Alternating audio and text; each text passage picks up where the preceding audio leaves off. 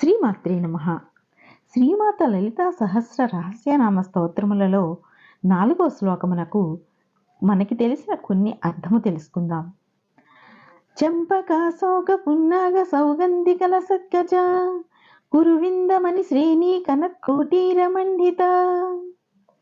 చంపక శోక పున్నాగ సౌగంధికల సత్కజ అంటే అగ్నికుండము నుండి దేవి స్థూల రూపముగా ఆవిర్భవించినప్పుడు మొదట శిరస్సు గోచరించింది. సాధారణంగా దేవతలను పాదముల నుంచి శిరస్సు వరకు వర్ణించుట, ధ్యానించుట ఆచారం. కానీ ఇక్కడ తల్లి ఆవిర్భావం శిరస్సుతో ప్రస్ఫుటమైంది. శిరస్సు మొదట కనిపించడం అంటే ముఖ దర్శనమైందన్నమాట. దానికన్నా ముందు దర్శనమిచ్చింది దేవి సరోజాలు. ఆమె ముఖం వాగ్భవకూటం. త్రిపుర సుందరి కేశములు సహజ గంధము గలవి.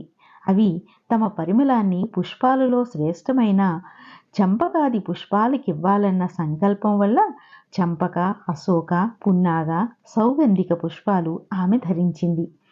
ఆమె కేశములను ఆశ్రయించడం వల్ల ఆ పుష్పాలు పరిమళభరితమైనవి. పాదాది వర్ణన ఆచారమైనప్పటికీ దేవి కేశములు మొదట కనిపించటం అనేది సహస్ర శీర్ష పురుష అన్న చోట మొదట శిరస్సే చెప్పబడింది కదా.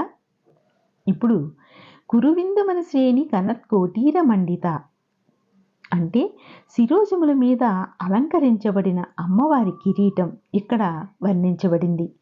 కిరీటం రాజలాంఛనం. జగత్సృష్టి అధికారిని మహారాజ్ఞి అయిన పరమేశ్వరి కిరీటం ఎట్లా ఉండాలి? అది కురువిందమనులు పొదగబడి ఉన్నది.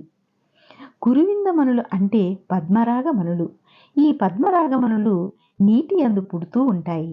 సౌగంధికములు అనే శిలల నుండి నీటిలో పుట్టేవి.